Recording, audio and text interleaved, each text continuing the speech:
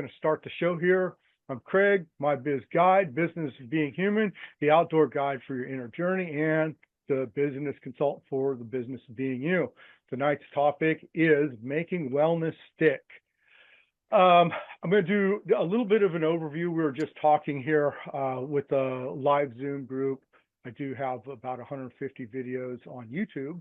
So if anyone's interested in seeing any more material, not all of it's an hour long. There's some of it that's some shorts that are only a minute, some 5 minutes, some 15 minutes, variety of topics, of course. So if anyone's interested in that. And then, a little bit more overview here. I started doing these workshops over a year ago, just over a year ago. I think one of the last, maybe it was even the last workshop was our 1 year anniversary. But this is sort of what you'd call an advanced class, I guess. It's a lot of things that I feel are important to talk about and things that I personally want to flesh out and go through. If I pick a topic, then I study for it and go back through all my notes and that sort of thing and kind of put different concepts together. This wellness workshop, this Making Wellness Stick, is one that I am building a full workshop on, which would be like a multi 4 to 6 part series workshop that would be in person, either live or on a Udemy or Coursera, some of the online like colleges. If you're not familiar with any of that stuff, feel free to message me about anything that I talk about that you want more information on. We've got an hour. I try to keep it to around an hour. And I try to, with the conversation about this being more of an advanced, I try to just keep going and not do too much review, especially if someone feels like, wow, it resonates, but you really would like some more foundational stuff. Call me and I can call me, meaning call, message, text, whatever. And I can, of course, do in-person work, but also point to some more foundational videos and stuff like that. So I'll let one more person here on the Zoom. Yeah, so thanks everybody for showing up tonight. And on a Friday night, and I'm just checking my heater. I've got a few logistics being outside. I'd like to talk outside.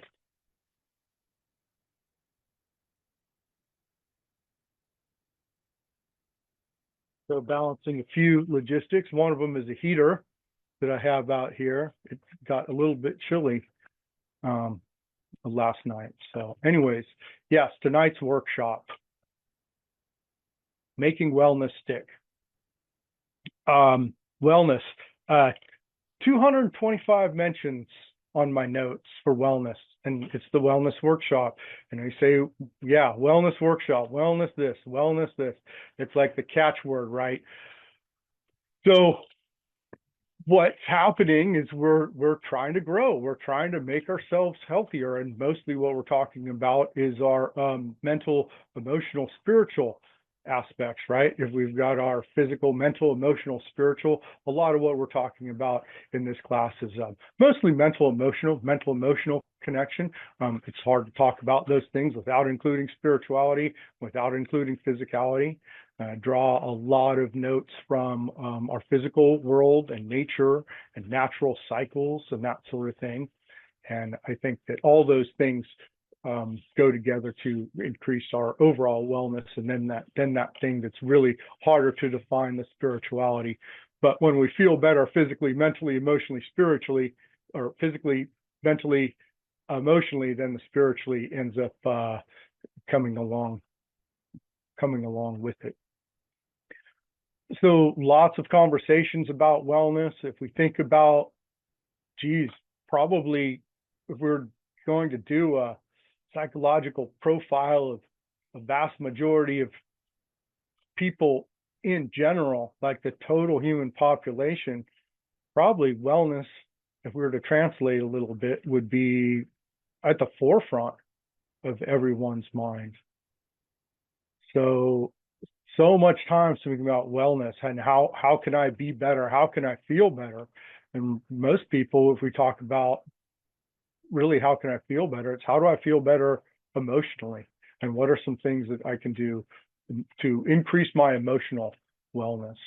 A lot of people finding that emotional wellness is a challenge, especially in contemporary society. There's still not a lot of conversation about emotional wellness, although we're starting to get that back again. And things like terms like emotional intelligence are starting to come back in line. A lot of what I do, I call cognitive growth and healing. And the cognitive growth and healing is based on having conversations that are increasing our understanding of a concept, increasing our understanding of the context in which our wellness happens. So our wellness happens as an organism on this planet for a foundational aspect, getting a big picture, growing a big foundation of whatever topic it is. And that, for one, that's a huge part of making wellness stick, is having a good platform. And by platform, in this case, I mean understanding of ourselves. If we think about how we're thinking, if we think about our wellness journey, we're trying to make wellness stick to what? To us, but what's us?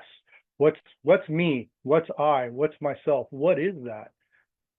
So going back to building to this foundation, a lot of people, I don't think have really even gotten past that point, but that's a really, really critical component that I like to talk about. And there's a lot of things that we can increase that understanding of who we are. And starting off from the basics. And of course, I'm going to go back to natural science because that's what I like to do. And I think it's super, super effective. First, like I said, we're an organism on the planet. And I'm going to repeat this part.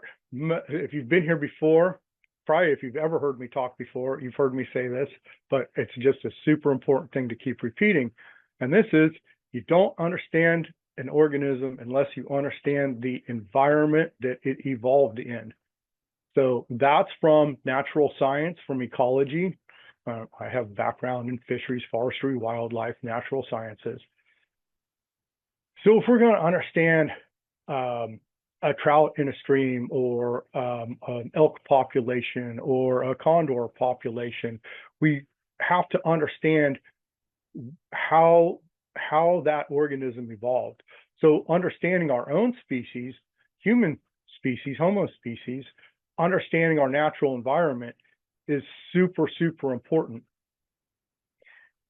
And there's a lot of, for a foundation, right? So if we want to build a big foundation, understanding ourselves as an organism on this planet, because we've evolved for our entire existence, just like everything else, relating, having to hunt, gather, influenced and produced by natural laws. Natural laws, I'll rattle them off here quickly, but can go back over them more in depth, and I go back over them more in depth other places. But natural laws existing on this planet, connection to everything, the connection to everything, sustainability, challenge, balance, ebb flow, cycles, carrying capacity. So if we understand those things, we can really start to understand how those natural laws affect us as a species on this planet, and of course specifically as a human. You know, where is our connection? Where does our connection to everything affect us? Where is the part where we are in tune with everything else as much as we're in tune with ourselves? And where's the overflow? People would say empath, but really we're all feeling everybody else and everything else on a deep level. So it really is what one person does affects another person. So where's that? And then where's challenge? Because challenge is super critical component to understand. Challenge of life and death facilitates life, right? Challenge lets life happen. There is no life without challenge. That's that resistance that grows everything.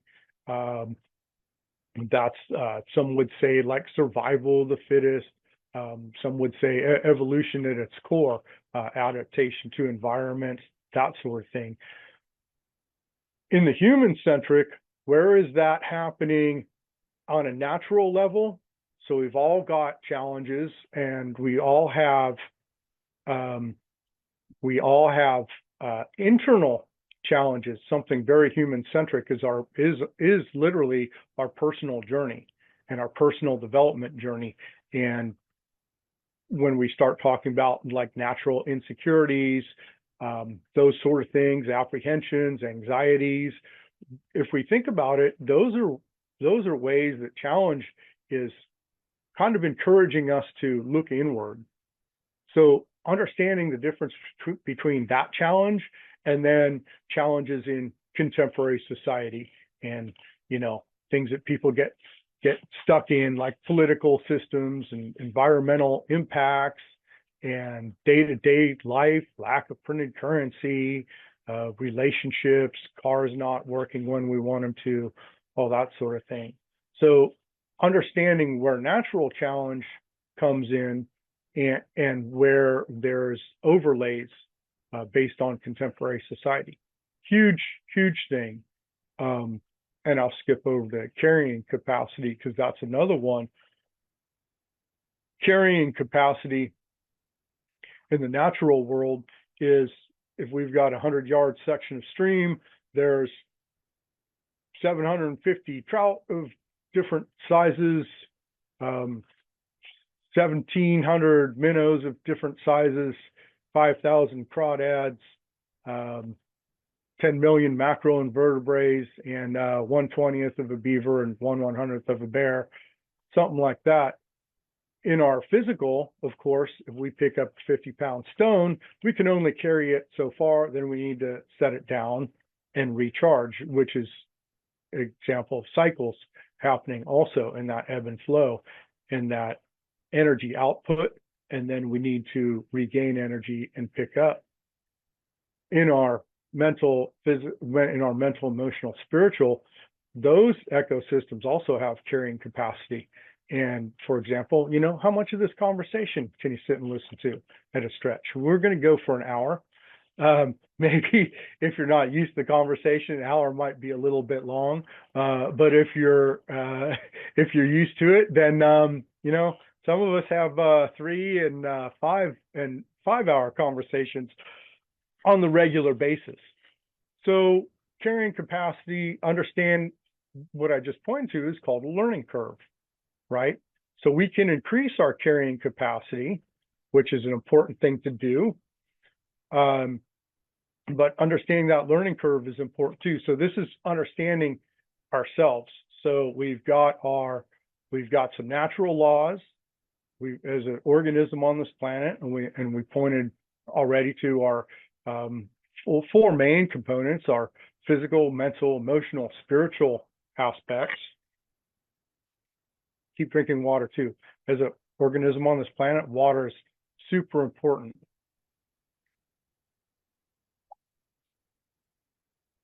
Meeting with Tony.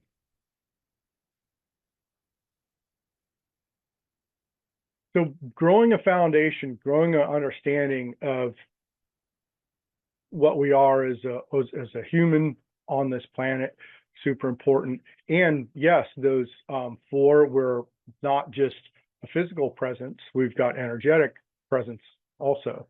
So physical, mental, emotional, spiritual. There's a few more that I like to add on to build on the platform for people to understand themselves, and growing this foundation of who we are, other than just me, myself, I, like having an actual relationship with these different parts of being human.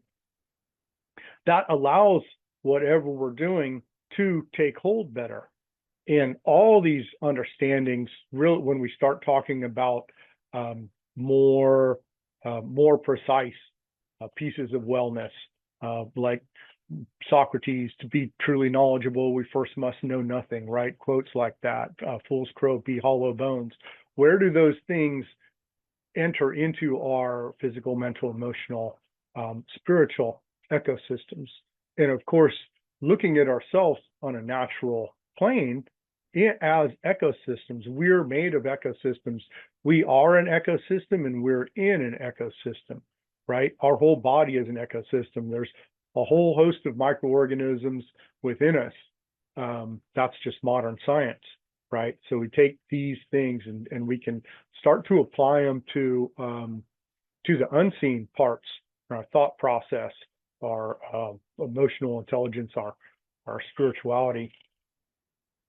And that gives us a better understanding of ourselves. But aside from the physical, mental, emotional, spiritual, I would like to introduce some more concepts, and that is our infant, adolescent, adult, elder, and our masculine, feminine, both, neither.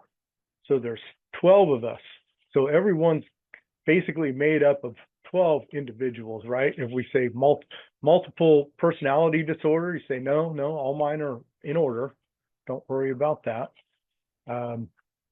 But if we think about how we live in the physical and community and how we evolved traditionally in smaller groups and not just nuclear groups, as they'd say in contemporary society, but had all the aunties, uncles, grandparents around, and grandparents with infants. Quick clue to how we have evolved and what's not happening now. You've heard me talk, there's going to be a lot about that, because yes, how did the organism evolve? How did our species evolve? So missing parts, missing things that we have been doing for the vast part of our evolution, now we're not doing, key components. So to understand, yes, we're physical, mental, emotional, spiritual, infant, adolescent, adult, elder, male, female, both, neither, or masculine, feminine, or speaking energetically terms there. And now we're relating to these different aspects of ourselves. And if anyone's familiar with IFS, internal family systems, it's sort of like that we've got these different parts, and we can a little bit personify them, understanding that that's just a tool to use, but we're speaking energetically, but that creativity to allow us to personify our parts a little bit is important. Just like if people are familiar with what we call animal medicine, or relating to animals, and to say, oh, this bear resonates a lot because it's charged forward. It's in springtime now, the bear's charged forward in the spring, protecting its young, and showing the cycles of going to sleep in the fall. So it's showing that cycle of ebb and flow. Many other animals, of course, the birds and soaring, and that's kind of what we're trying to do with our wellness, is get to that place where we can soar a little bit more and be flapping our wings like a young baby bird getting kicked out of the nest less, right? I think that making wellness stick part is a good analogy to that. It's like the baby bird. You see them sometimes on the outdoor shows, and they get kicked out of the nest, and they're going like this, and they're kind of bouncing down a little bit. So yeah, having natural understandings, building a foundation of who we are. So those are some basic human makeups, and then there's our individual natural inclinations and aptitudes. So what do we align with in life, right? So obviously I align with outdoors and fishing a lot. Probably more people align with hunting. Some people align more with gathering. Some people know more about the physical aspects of humanity. Some people know more about spiritual aspects of humanity. Some people are more cognitive. Some people are more emotional, those kind of things. And so if you're new to hearing this, just start with those four and think about that: physical, mental, emotional, spiritual, and that we've all got those. And then what's our core attributes? And if we're healthy, we're adept in all those physical, mental, emotional, spiritual. And it's important to identify those and do things for each one of those facets. And so that would be a foundation. If someone's, really trying to grow, and there's going to be a lot of what I call lessons from addiction, a lot of parallels to addiction. So, who's been through addiction, right? So very rare, and I'm saying it's rare, I've never heard of such a thing, where someone just decides that they're going to quit, and that's all there is to it. Most of the time, it's more like try.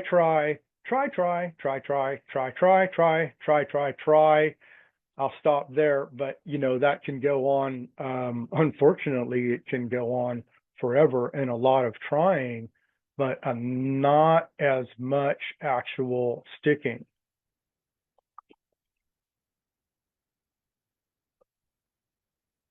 Understanding addiction, like I said, lessons from addiction. If anyone's been through that, and I kind of think that everyone has, and if it's not with substances, it's with something else. And let's see here. Oh, geez, yeah, plenty of time. Let me bash on contemporary society a little bit, but contemporary society is made of addiction, and I'll just keep it short for right now, but let's talk about materialism. Materialism is a classic addiction, in the classic sense of filling the void. And what we're talking about, doing our introspection. If we're not doing that, there's immediately a void there. So avoiding leads to a void. Did we catch that? That's a good one, isn't it? So avoiding ourselves, our introspection, leads to a void. And then instantly, what's filling that void? Because if we talk about a core essence, like our core basic human need for survival, understanding ourselves in the human is 100% that challenge of life or death, and that survival. So our core essence is always going. We're always taking in information. We're alive, so we've got we're gathering information subconsciously, if you will. And sometimes we can see parts of us that we can see that subconscious working, and we can see that part of filling the void. And sometimes we can see, specifically what people are missing, and that they're trying to fill a specific void. But in general, that lack of introspection leads to the void. So, and then that leads to, all kinds of things. But materialism is a classic. So I'll say that. So everyone's subject to addiction, and with materialism, capitalism. Capitalism just is the hallmarks of addiction. It's the quick fix mentality, and it's trespassing on the things intrinsic to life for non-essential items, right? So, and including human behavior. The capitalism, contemporary governments don't understand human habit or habitat, and have this go, go, go, get, right? That's Americana, is get, more. Well, that's not ebb and flow. So that's not understanding one of those core natural laws that people need to cycle. And another reason why wellness doesn't stick is because people are just going too damn fast for anything to stick, right? Consumerism, big consumerism. Consumerism, capitalism, that whole contemporary, the whole contemporary narrative is, go, go, go, get, fast, fast, fast. And so it doesn't allow for that ebb cycle. It doesn't allow for that recharge. But that recharge, that's where we hit our nurturing.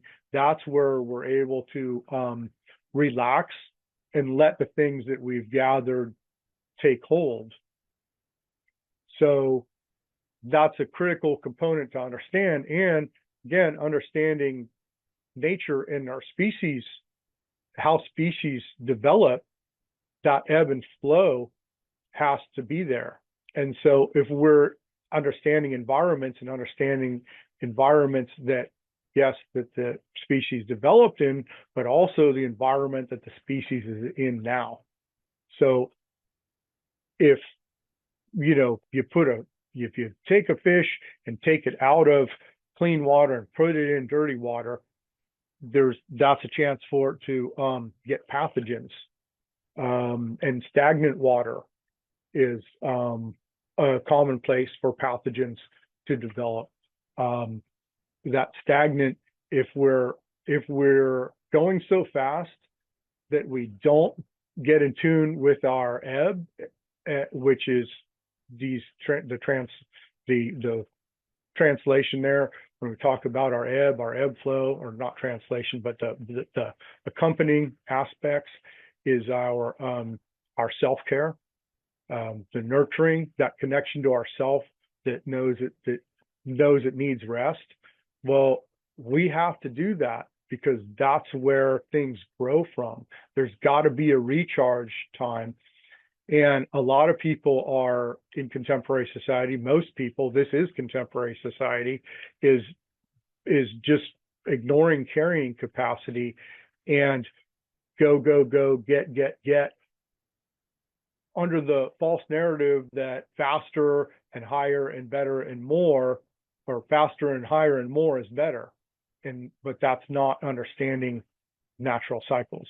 And that's why I say contemporary society doesn't understand human habit or habitat.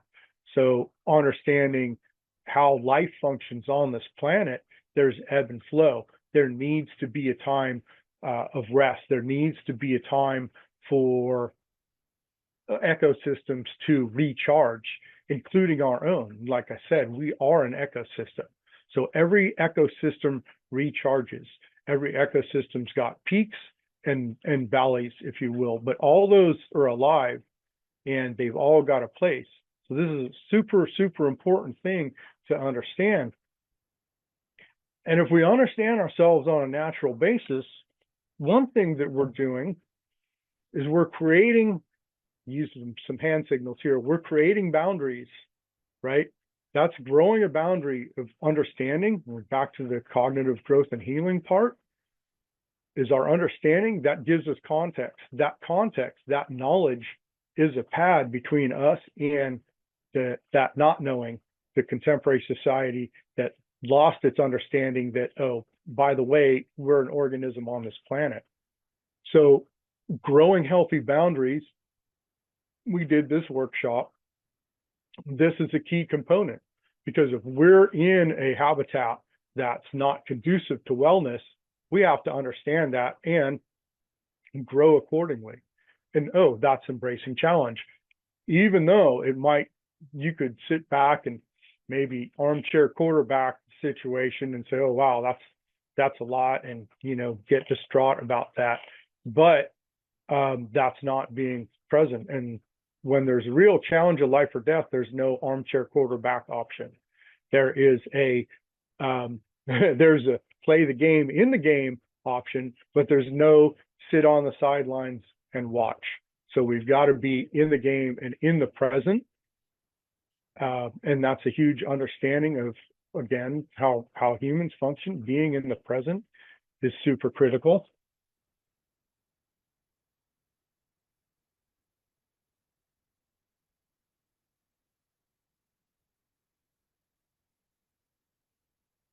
A lot of understanding the lessons from addiction. Um, the going too fast, and of course there's lots of good speed references in the addiction. But going too fast, but our cycles, our brain speed, our emotional component, even our physicality is just go without that ebb.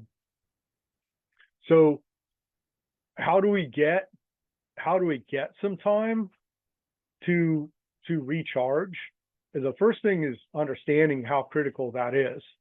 And then, yes, it can be a challenge in contemporary society, but think about, that's when we have to be really more intellectual about it and strategic, and implement times of rest, times of introspection and growth into our daily lives. So if we know that we're kind of, the contemporary narrative is to move us along so fast that we can't think, we need to be intentional and make sure that we get that time for ourselves and implement that time into our life.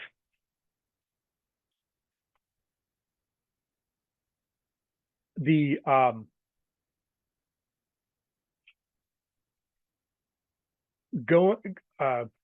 so that going too fast part, and if you look at that on a more of a metaphysical level, for sure, of course, physical is a big part of that also. None of those things are separate. The physical, mental, emotional, spiritual, those are all connected. And look at each one of those. And for a meditation, we can, when we get, the classic meditation is stop our physical, but then one by one, stop our mental, and then bring our emotional down, and then get our spirit still, to say that. So it really is the classic, Om meditation, get still, practice getting still. And then the other parts, or some of the other parts of making wellness stick, is we need to get things out of the way, because you talking about foundation.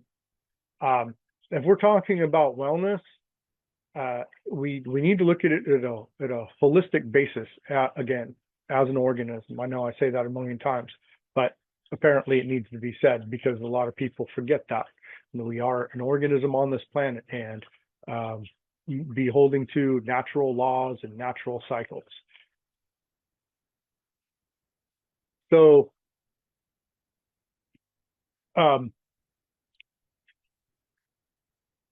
to get things out of the way that are not in line with that, and that's one of the things we talk about, ego and egocentric pursuits. If everyone's listened to Eckhart Tolle, is kind of a classic, talking about ego and the false self. I'll just breeze over that a little bit, because you can Google it or catch me later. But false self, if anyone's taking notes, that's a super critical component to understand. After those things that I went over with understanding an organism, understanding the habitat that's not conducive to wellness, growing healthy boundaries, and growing boundaries with the collective, doing our own introspect, getting to know our own 12 facets, our own inclinations and aptitudes. The next part of that is the ego. And this is a classic. Lots of people have talked about it, but it kind of goes like this. It kind of goes like, most people have built a version of themselves in an effort to get by in contemporary society a little bit easier. At least that's the narrative. If we were going to do a psychological profile and translate that, most people have toned themselves down or omitted pieces of their self to fit in, for whatever reason. Some people just don't feel like, oh, this part of me, they're not going to understand, or this part of me's, they won't like, or, what do I need to do to be in with the cool kids? What do I need to do to not make waves? And another thing for anyone taking notes, that's connected to what they call somatic archaeology. And that's the part where we're not going through full cycles, and it's specifically related to emotion, but I mean, it can be related to anything physical, mental, or spiritual also, not going through full cycles. So we're not able to be our true self, or that's the concept under which the false self has grown, that there's something that, you know what, it's not safe for, me to be, gay, or like a Cleveland Browns, or, use bait instead of lures for fishing, whatever thing we might think is not going to be accepted in whatever community that we're in, that just inhibits us from being our true self. And for sure, being our true self and that vulnerability, there's some valid understandings around that, especially for people that really don't conform to contemporary society. And yeah, there's some places in contemporary society that really aren't safe for people to be their true selves. And within that, there's a lot of individual circumstances that people find themselves in, where they can't let their guard down. Unsafe family environments, unsafe relationship environments, things a lot of times people get into, or occurrences that happen when they're young. And so we build walls, right? So building walls, growing that false self, those things are connected. And of course, if we talk about building walls, that's, I think, another classic part to making wellness stick, to understand when we've got those walls. And the easiest way is to see if we have peace within ourselves. If we sit and do our meditation, is there something there? Is there something that's still, not quite in balance? Is there still a little bit of anxiousness about ourselves? Especially when we cycle through, and this is longer workshop. So if anyone wants to talk more about these 12 facets, the physical, mental, emotional, spiritual, infant, adolescent, adult, elder, masculine, feminine, both, neither. If we look at all those and we connect to all those, we can see where the anxiousness is. And then we can retrace that. And that's where you might need, or you might want some professional assistance. A good place for therapists to be involved there. But to know when we've got walls, because a lot of people, you don't know. What do they say? You don't know if you don't know. And if we haven't had these conversations, if no one's ever talked to us about walls, and think about times that we haven't been able to be ourselves, or if we've been in places that weren't safe, that we really had to kind of make ourselves invisible, there's going to be a wall there. And on top of that wall, that's where that, to use the term egocentric, that's when that false self is built. And that ego is it's kind of a broad spectrum term. It covers a lot of things.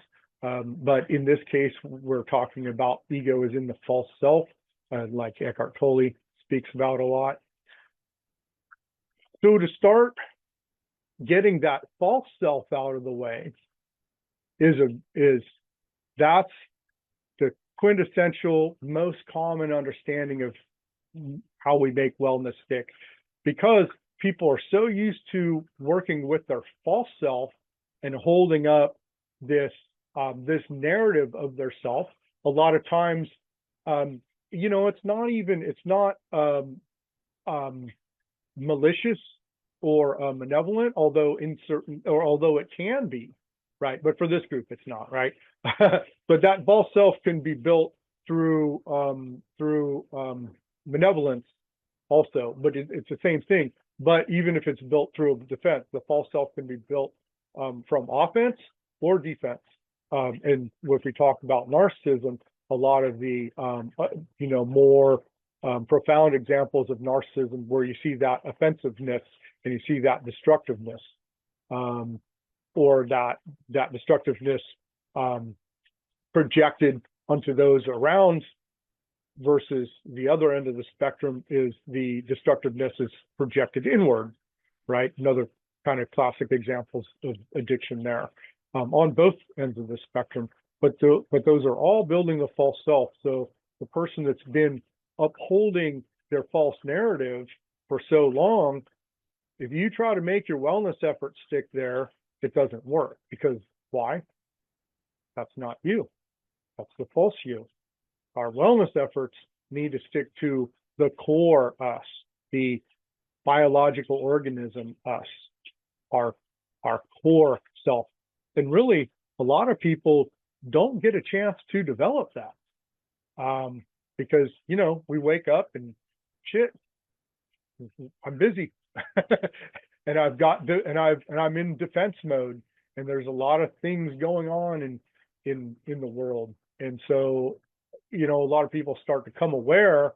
13 to teenage years is one where people start to become self-aware and start to say, I've got my own ideas. I actually like a different kind of ice cream, and I actually don't want to be a doctor when I grow up like my parents think, and I actually don't think there's anything inherently bad with purple people, or whatever. People start to come self-aware and make their own decisions in life. But there's deeper parts of that. And again, going back to as an organism, as those 12 facets: physical, mental, emotional, spiritual, infant, adolescent, adult, elder, masculine, feminine, both, neither. And of course, the natural laws, where the natural laws flow through us, the connection to everything, the sustainability, challenge, balance, ebb, flow, cycles, carrying capacity. So our wellness needs to stick to our core self. And so many people are caught in the cycle, right? And here's more lessons for addiction. We start something. It's the false self is really, it's a lie, maybe not an intentional lie, maybe a preconceived lie, but it's a lie in the fact that it's not a real self, and it's something that we're needing to maintain. Just like any lie, the classic understanding of what happens when someone lies is there's a lie, and then there's a lie to cover up that lie, and a lie to cover up that lie, and 2 lies to cover up those lies, and 4 lies, and on and on and on. So most people in contemporary society, here's my contribution to that conversation. Most people in contemporary society are not their true selves. They're relating to a projection of their self. They're relating to a narrative of themselves that they're built and that is being presented. So your wellness efforts can't stick to that, because it's not real. So getting rid of that is a super, it can be a really big challenge, especially people that have gone through trauma from a young age and haven't been safe. People that have been in abusive relationships, people that have had traumatic events happen around them. And insecurity, personal insecurity can keep people from engaging with themselves, because it's just this instinct that, oh man, I don't want I don't even want to start down that road because it's too much work and it's going to be traumatic and all that kind of thing. So if you're in that space, the first key component, just like any addiction and going through addiction, is be nice to yourself. That's the first thing. Be what you didn't have. Be that person for yourself. Be the person you wish you had is a good, really good quote, real good understanding. And get to that core self. So getting that core self that's what lets our wellness efforts stick. That's what lets our understanding of, Socrates, to be truly knowledgeable, you first must know nothing. That's what lets the understandings of, we talk about compulsive reactive and conscious responsive. That's what lets those understandings stick, so we can feel ourselves when we're anxious, when we're feeling insecurity, even though we might actually be in a safe place.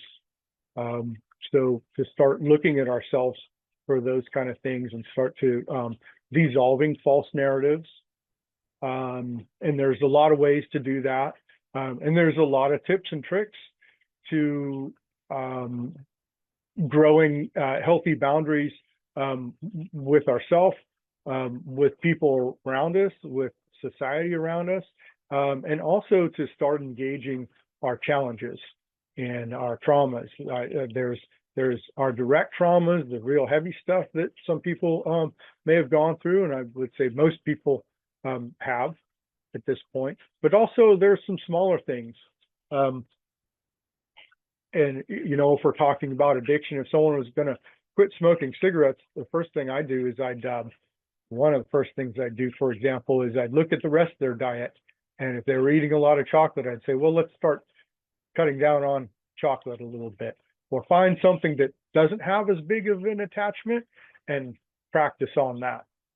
Changing diet is a super good tool to getting in tune with ourselves and start to get some autonomy. And then, we watch what we take in physically for food, and then we can start watching what we take in mentally and emotionally also. So there's a big teaching on that. We got a program, a refrigerator workshop that's just all about that.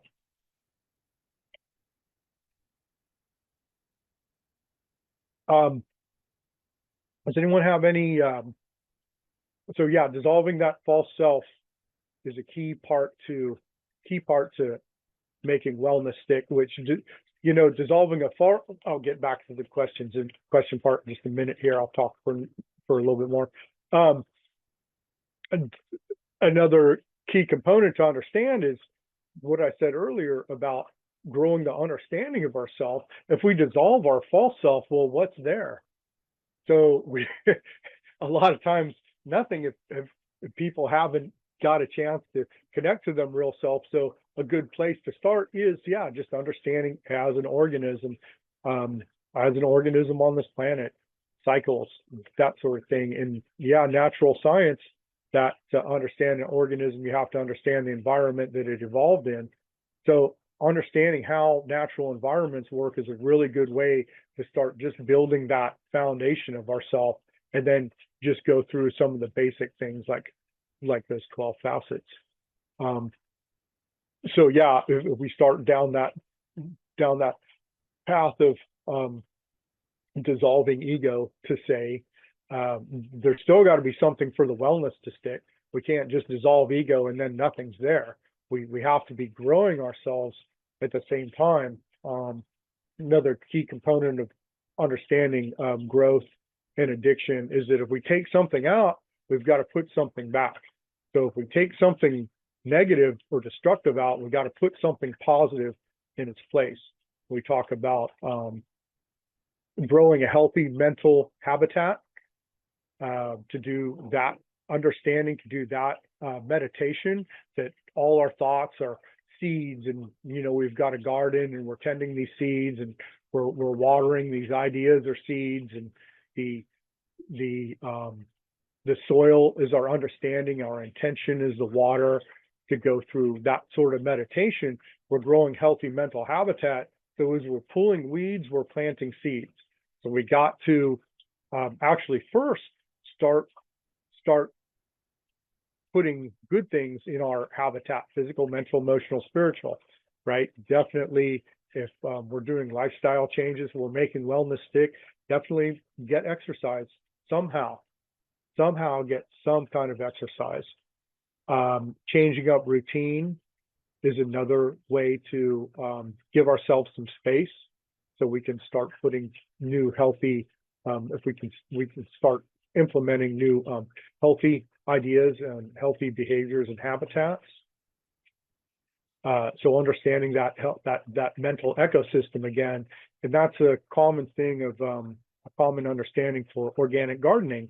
Is you just put so much. Let's say we're talking about vegetables versus weeds, to make the conversation somewhat simple. We just put way more vegetables. We overplant with vegetables, and it literally just takes up space so the weeds can't grow. So to understand, just really, you can't overdo wellness, but really fill up your life with wellness. And there's a whole bunch of little tips and tricks to doing that, and even using some contemporary tools and outlining daily routines and calendars and daily schedules to, even first thing when you get up, take 4 deep breaths, and then drink a big glass of water before you make any calls, before you check your phone, before you go out of your room or whatever. There's lots of little tips and tricks in there. And again, I'm available for more of that conversation, but just wanted to add that little bit on there. Does anybody want to add anything or ask any questions at this time before I continue to rattle on for a little bit more? I kind of like everything that you're saying. Cool. It's just, I find not just in my profession, but in every day-to-day life, that there is very few people that actually listen to reason, like what you're spouting, like what I spout. They're all too damn caught up in the day-to-day grind that gets them absolutely nowhere in life. I mean it, nowhere in life. I can cite hundreds of incidents, and it's due to the very system that they have dedicated their life to that has blinded them. I'm just saying. Yeah. No, that's yeah. Well, if you listen to me more, you'll hear me reflect that exact sentiment over and over and over again. And it's because that's just what it is. Looking at ourselves as a species and understanding what environment is, and understanding that environment shapes us and has shaped us as a species and continues to shape us. But our social environment, our collective consciousness is a huge component to that. So growing boundaries with the collective is so critical. Is there any other did anybody else have anything to say? And before I start off on my next rant? Anyone? Hey, you know what? Before I intentionally stopped halfway through this, people would be like, "Oh, well, I wish you'd, stop and let people ask questions." Stop and ask questions. No one does. So, anyways, I'm going to keep stopping, but just so you know, people like literally asked, and then yeah. Anyway, so thanks, Willis, for that. At least new guy came through. Hey, I always got something to input because I've always got questions. I don't quit learning. That's And well, right. not even when this vessel's dead and gone, I'll still keep learning. I hope I run into some of those wise guys out there. That's right. That's right. Um, yeah, that growing healthy boundaries is so important to understand. And what you just said, if I can repeat and go off on that a little bit, is that's addiction. Is people connected to what and for why?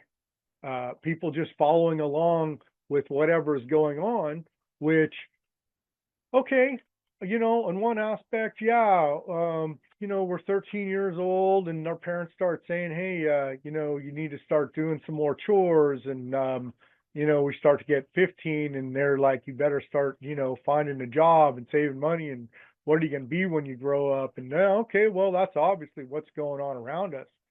Um, but that's not the whole of it. And I think that if we were going to grow forward and grow into a healthy society again, we'd do a lot more towards understanding humans in general and understanding habitat. Because how do we even function? Most people are functioning out of context. If you don't understand our natural habitat, you're literally out of context. Humans, we're not just floating around in space. We're not in a petri dish. I feel like it's basically learning the welfare of every well-being around you and what's their best interest, and being able to like maintain those I guess those choices. I Yeah, don't know if that makes sense. 100%. Oh, Matakiasi. Yeah, if we understand, if we have a relationship with our environment, we take care of it. So, like, oh, why is the species trespassing on its natural environment? Well, if the species is ignoring itself, if the species is ignoring its inner environment, of course, it's not gonna take care of the external environment. And we talk about narcissism, and like one of the hallmarks of narcissism is you can't reason with a narcissist, right? And that's what Willis was saying. Some people, like, they don't want to hear some deeper conversations. Yeah, that's because they're not having it within themselves. So if they've got that wall built up in themselves, going back to the beginning of this conversation, if they've got that wall keeping their introspection out, then no one else is going to get in, Hmm. right? So if we understand that psychological profile, oh, okay, so that the narcissist, the narcissistic modalities, keep me out, keep everything out, go. It's 100% not conscious. It's not understanding. There's not understanding there, right? Hallmarks of narcissism: lack of understanding. There's no understanding. They're not listening. Again, thanks, Willis, for that. They're not listening. They're not really paying attention. So many people, exactly, so many people don't really pay attention and really look at some of the challenges, for example, and some of the things that need to be done, and that understanding that relationship um, with geez, life in general. And yeah, Shantae, all the things that And then I think whenever we're not understanding even ourselves, then we're not like trauma informed, and then we approach all types of decisions and experiences in a different way. And then yeah, I guess we learning how to recognize themselves is I feel like it's really key.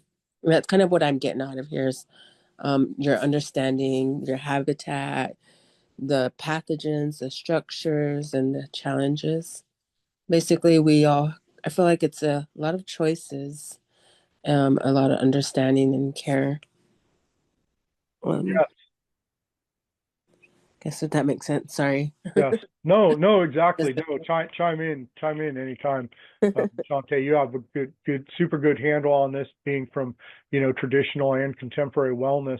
And Shante and I both have background in fisheries, and so natural biology. So when we're talking about pathogens, and yeah, understand, if we sit down and really look at, wow, what's going on, with the human, and to understand that from a natural perspective, it's like, there's a pathogenic modality going on, and a parasitic modality going on, and to understand there's habitats, and then to say trauma informed is, we could say, what's the pathogenic modality?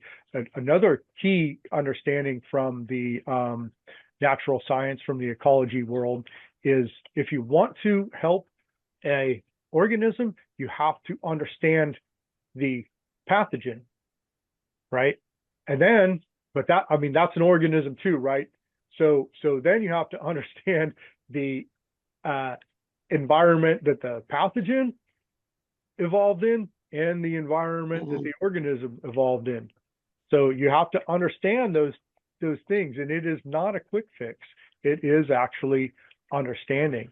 And to review a little bit of this conversation, that go, get, even the contemporary school system is just here, or the teacher says something and repeat it. But that's not understanding. That's not applied cognitive objective thought processing. That's not a holistic understanding. And, well, how does this affect our mental, emotional, spiritual facets? It's not understanding how we function as an organism on this planet. So to have actual understanding of those things, and that trauma informed is like understanding pathogenic modality is really what it is. And if we understand that, then we understand why the organism is behaving like that. Probably Shante is going to be the only person that knows this, but whirling disease in trout. Why is the trout spinning around, right? There's a pathogen. But in contemporary society, why are people just spinning around, not getting any traction, not making wellness stick? Why is that? Well, understand what's the habitat.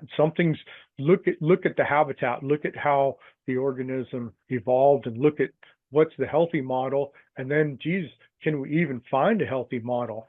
That's one of the key catches in contemporary society right now, is there's not any real healthy models, right? If contemporary society is born from the sickness and lack of recognition of human habit and habitat,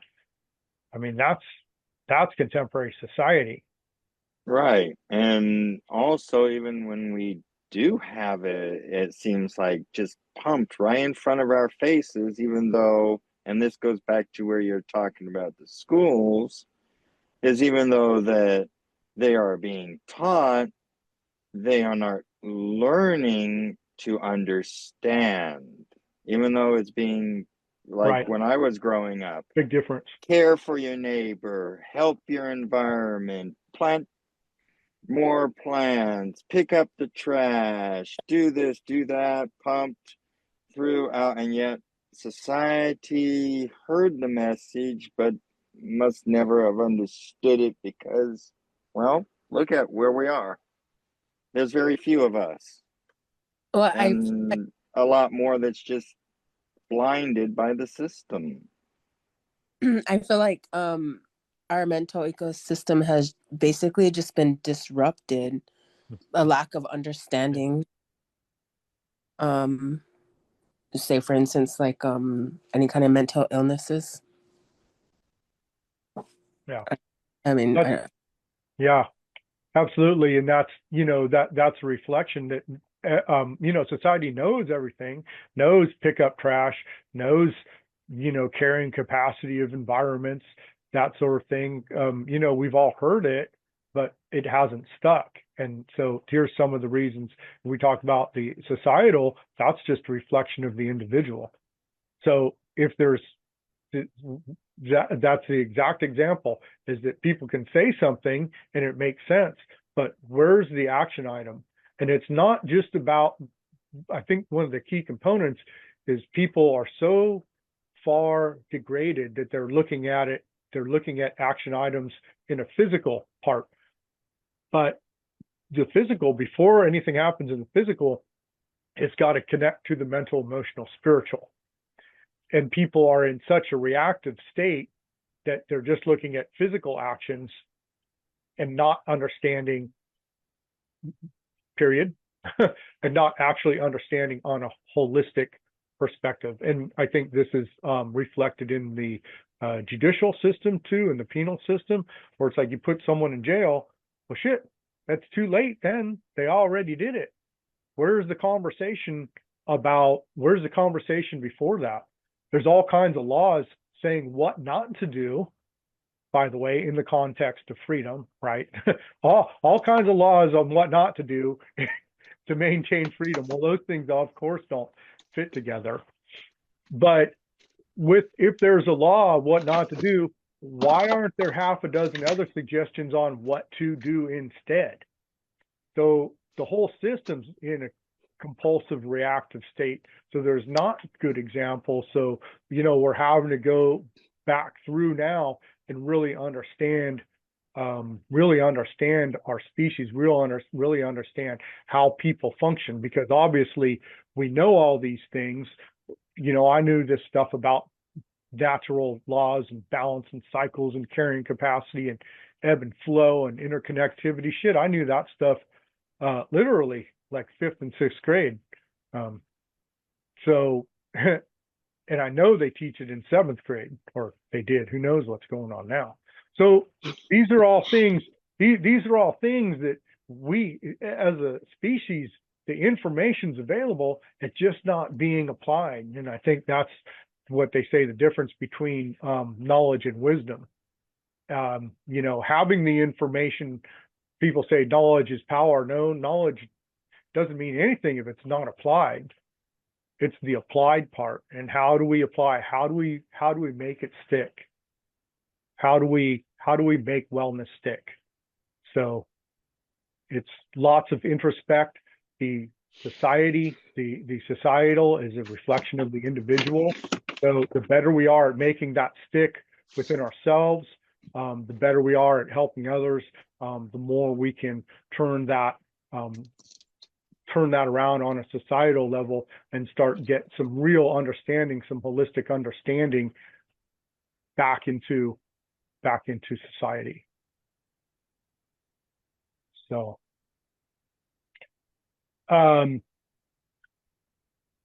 I think that's a good place to cut this off, at least for the Facebook feed, and then the Zoom people will stay here and do some conversation without the Facebook. So I'm going to leave the Facebook. So Facebook, Craig Smith, MyBizGuide, Business Being Human. Thanks for hanging out. Friday wellness workshop, making wellness stick. Questions, comments, suggestions, hit me up. The routine. And yeah, thanks for hanging out. Anyone who was following along on Facebook. Have a good night.